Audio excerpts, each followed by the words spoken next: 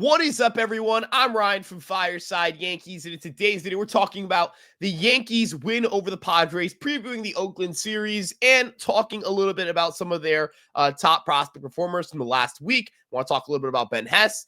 There's a lot to get through in this show. So if you're here, we really appreciate you guys so much for tuning in. Check out Fireside Yankees on all of your favorite social media pages, whether that's Instagram, TikTok, Twitter, Facebook, or, of course, this YouTube page at Fireside Yankees. We also have written coverage on EmpireSportsMedia.com. Make sure to check that out as well. Looking at the Yankees right now, though, they sit at 21-16. They have a 2-game lead in the American League East, and a huge reason for them still being in first place was the way they turned it around in this series against the San Diego Padres.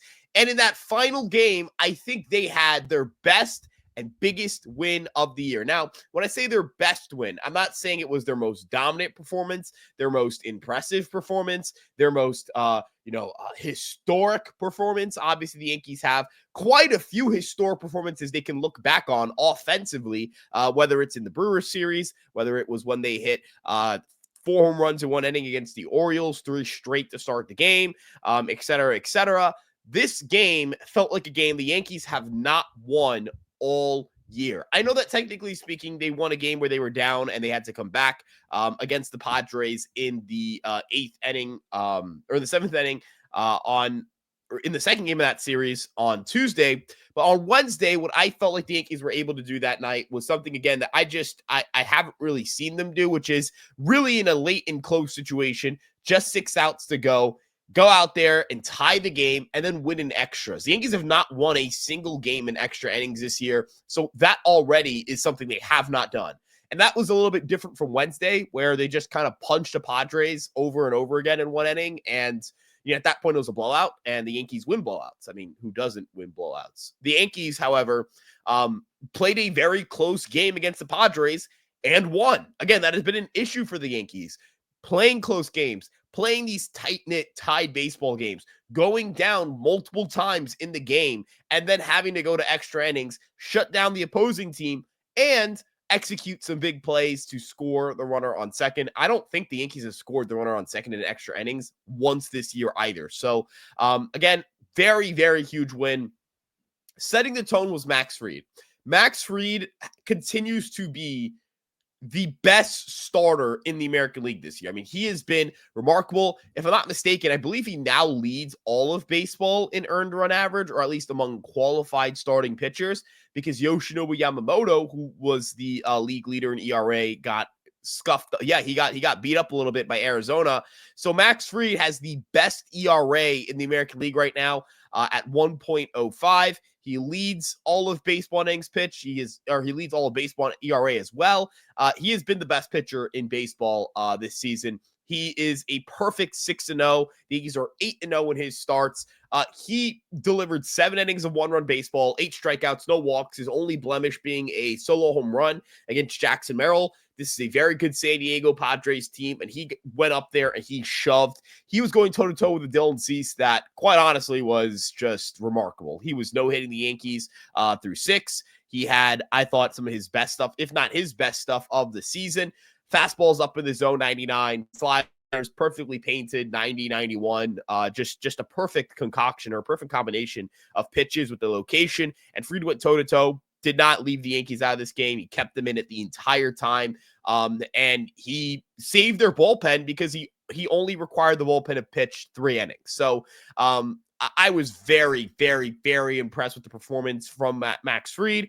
But you expect Max Fried to deliver at this point. Like, that's just what he does. What I really loved to see was that there were guys who had been struggling, guys who had kind of become big targets for, like, criticism.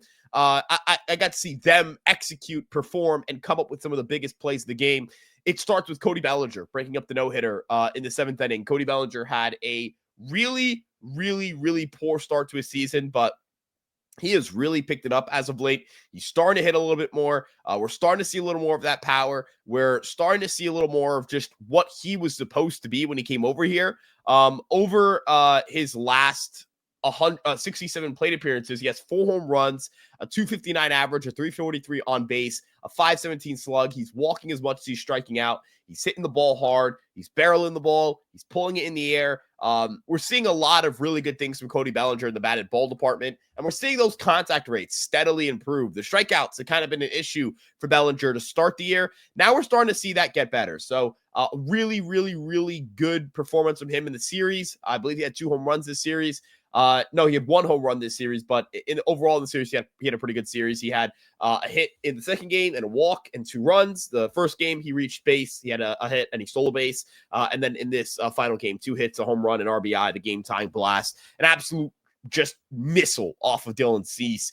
And again, like for a guy who had such a miserable start to his season, this is huge. Like Cody Bellinger being able to go out there and put up good offensive numbers and be a productive hitter would be a game changer for this offense. It would change the way we look at this lineup if Cody Bellinger was an above average hitter the way we kind of hoped he would be going into the year. So his defense in the outfield strong. He is a really, really, really talented hitter. I think that we're starting to see a little bit of what the Yankees and he had been working on in the offseason, what we kind of saw in spring training, which was better batted ball data.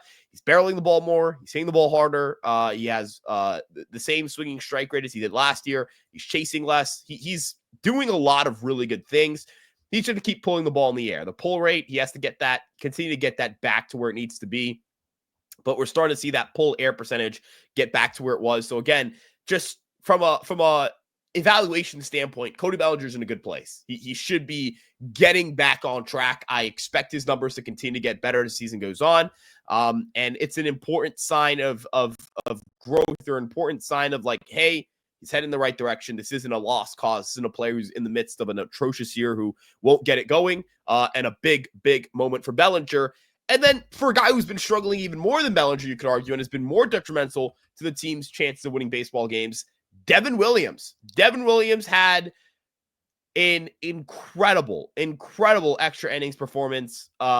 He was tasked with facing the best hitters the Padres had to offer with a runner on second and no one out. And look, it was ballsy by Boone to throw him out there and put him in that spot, but ultimately I feel like it was the right call. I don't think that you want to, you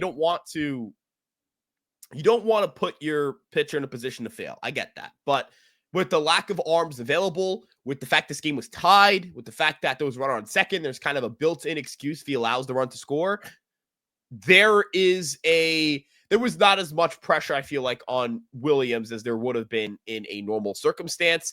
And he delivered. And that's important. Like the fact that he delivered, the fact that he did his job, the fact that he goes out there, strikes out 3, he walks 1, he hits another batter, but he dials it up and he gets the strikeouts when he needs it, and he puts the Yankees right in position to win the game is, I mean, you just don't expect that from Devin Williams. You have come to expect failure. You have come to expect blown leads. You have come to expect disaster outings. You have come to expect everything other than a clean inning where he gets the job done. But that is exactly what he did. He got the strikeouts. He did a job. I was very, very impressed with this performance. I was very happy with this performance. And again, it's another outing he can put in his back pocket, and hopefully something he can use to get the ball rolling, because this Yankee team with a productive Devin Williams could go very, very, very, very far. He is an incredibly talented player. We know what the track record is. We know what the upside here is. If he can get the job done, if he can deliver, we can finally, and I truly mean finally, just get something resembling a peak version of Devin Williams this year at any point during the season, we will see this bullpen dominate. And he needs to be that guy if this bullpen wants to be dominant. We're also going to be over relying on guys. We're kind of seeing a couple of dudes get knocked around a little bit. Weaver's getting hit a little bit. Hill didn't have a great outing. Leiter didn't pitch in this game, so that was a little concerning. Cruz, he had his first little blemish of the year.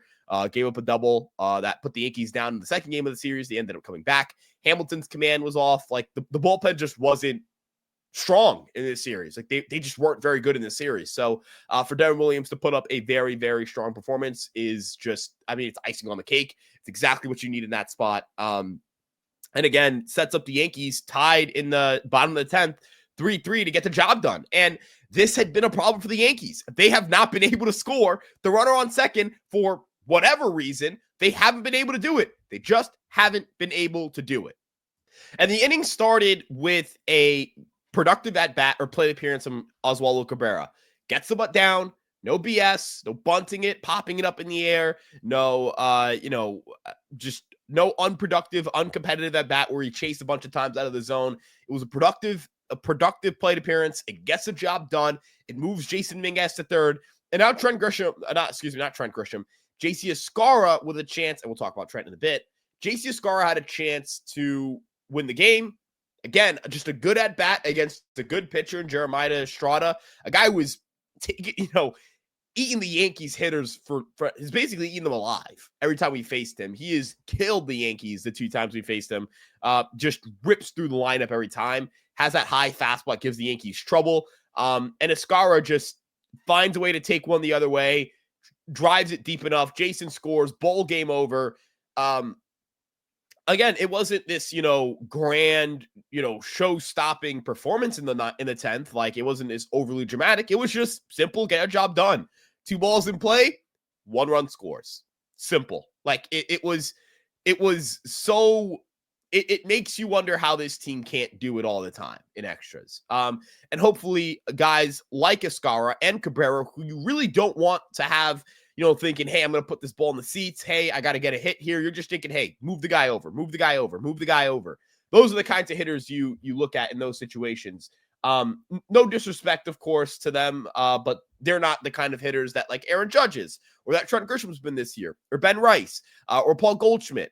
So, when they're swinging away, like you don't expect to hit, right? You look at the back of the baseball card, you go, these guys haven't really hit in their pro careers.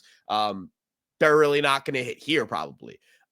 So to have your bottom of the order guys just have productive outs, that's important. And that's something I do think the Yankees need to see a little bit more of. Cabrera has too high of a contact rate and too low of a strikeout rate to be someone who isn't producing consistently productive plate appearances and getting productive outs and just putting the Yankees in position where, they can move a guy over. Like, I need that from Cabrera if he's not going to hit for power, which he has not done. For Escarra, he's got a little bit of pop, but he's also a backup catcher, and I kind of need him to just be able to do the job.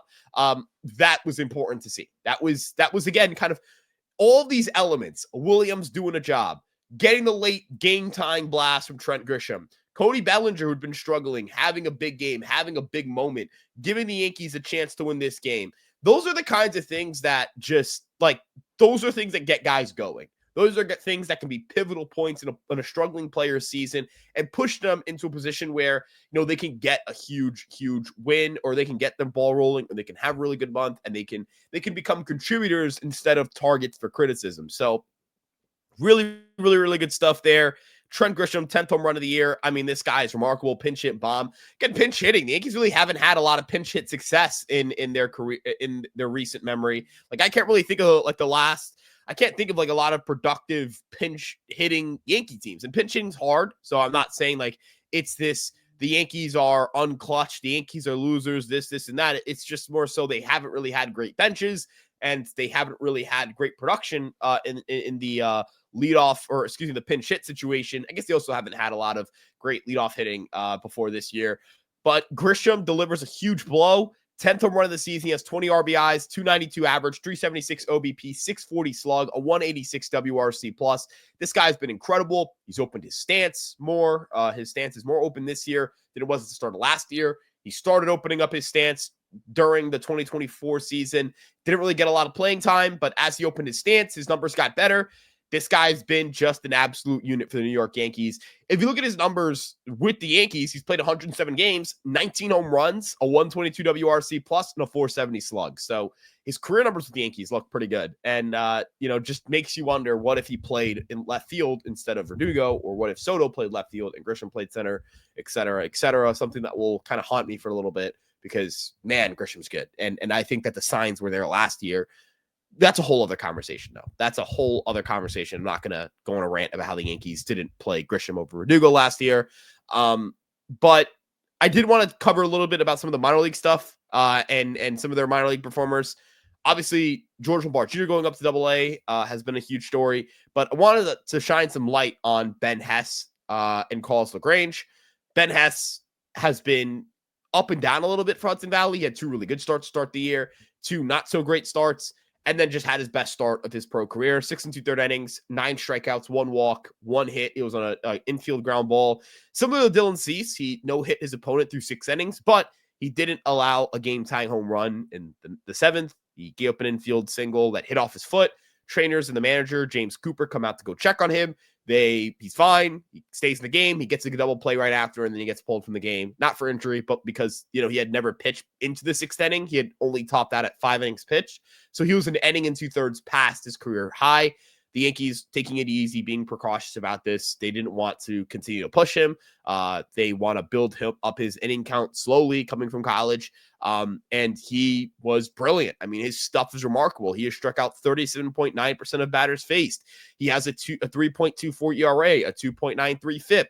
He has a 51% ground ball rate. The big question mark here is the walk rate. He has an 11.6% walk rate, but he does have a decently high first pitch strike rate at 52.4%.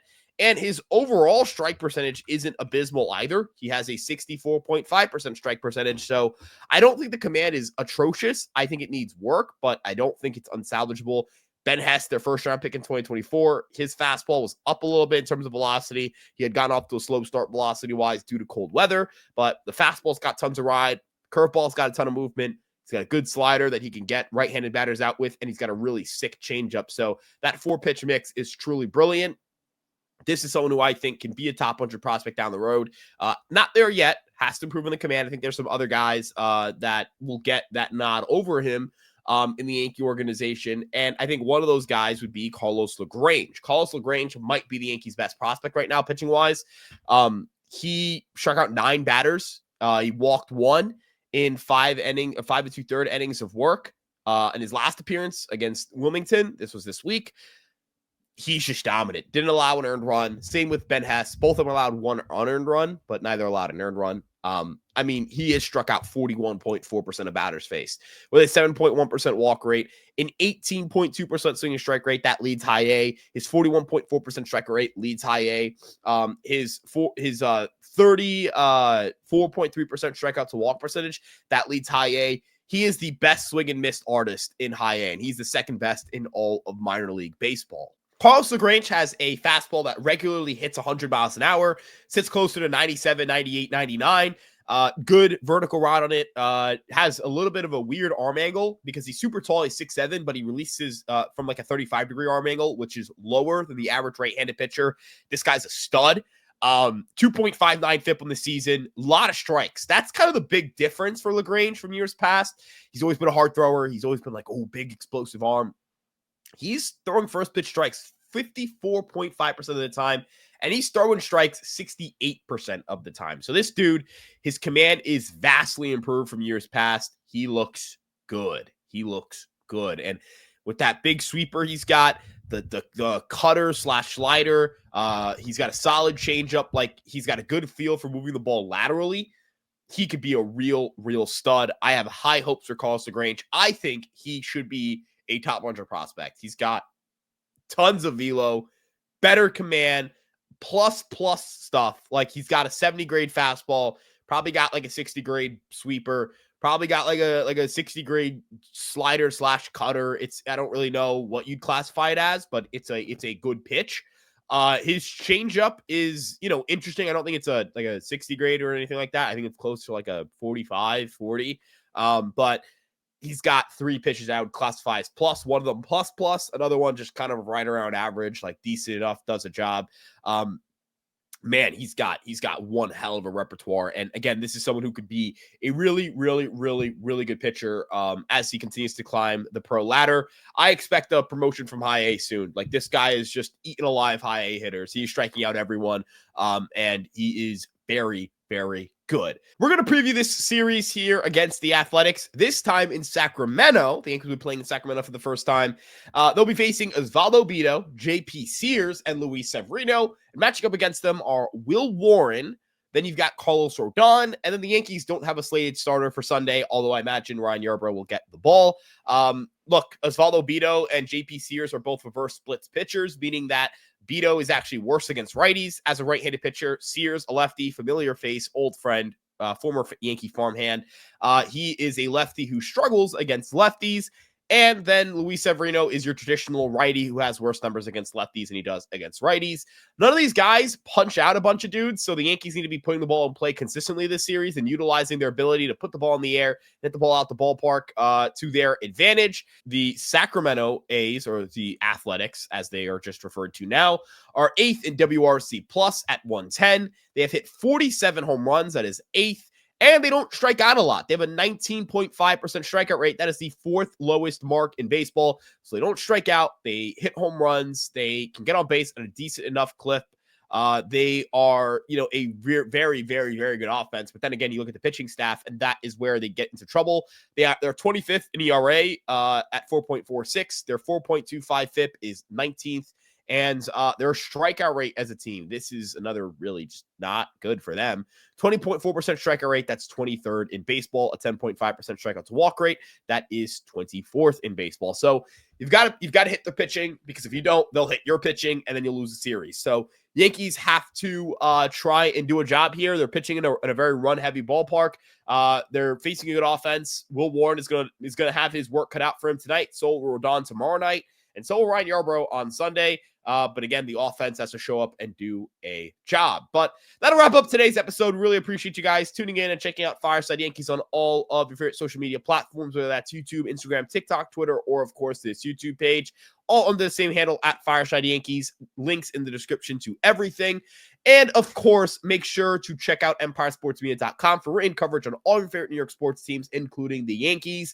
We appreciate you guys so much for tuning in, and we'll see you guys in the next one. Let's go Yankees. Peace out.